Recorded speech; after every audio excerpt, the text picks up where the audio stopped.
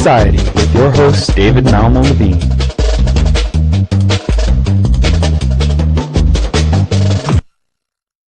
Welcome to High Society. My name is David Malmo-Levine, and I have with me the fantabulous Dana Larsen, editor of Cannabis Culture and Cannabis Culture, and he's going to be telling us all about the early days of pot activism in British Columbia and what's the latest that's going on with Cannabis Culture.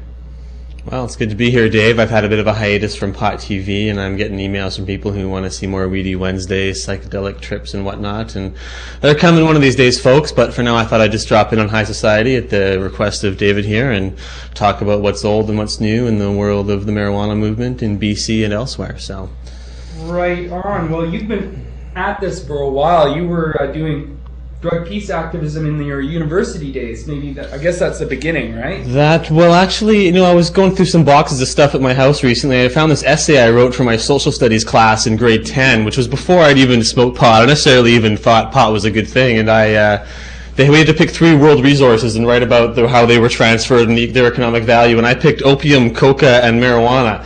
And so it kind of surprised me that I'd kind of forgotten about that, but I guess I'd been involved. That was in grade 10. I didn't start smoking pot until like close to grade 12, so it was kind of a surprise for me to be thinking, what was I thinking back then? I don't know, that was kind of interesting, but I've always been interested in this kind of stuff, I guess. And when did you first start smoking pot?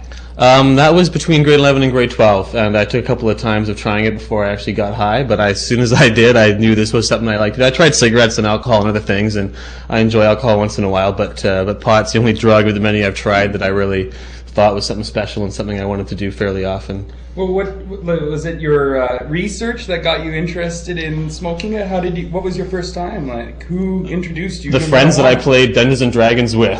So there you go. Didn't lead to Satanism or anything, but did lead to smoking pot. That's for sure. And it was just people that were a bit older and they had access to buds and stuff. And I was always interested. I always thought that sort of expanding your mind was something I've always been interested in, esoteric forms of knowledge and the forbidden information and that kind of stuff. So it wasn't really a surprise, I think, that I ended up doing that. And then when I started smoking pot and had to argue with my parents, and so I educated myself, and they were like, well, we don't think you like doing it, but at least you seem to know what you're getting into, because I had lots of information and statistics. Well, at least I'm not drinking and doing those other things. And started writing letters to the government, and when I was still in high school and first year university, asking for their responses. I compiled this nice little binder of letters from all the various MPs that actually wrote back to me and what they had to say, and started compiling information. And I don't know, after that, it's just been a long journey to here. And then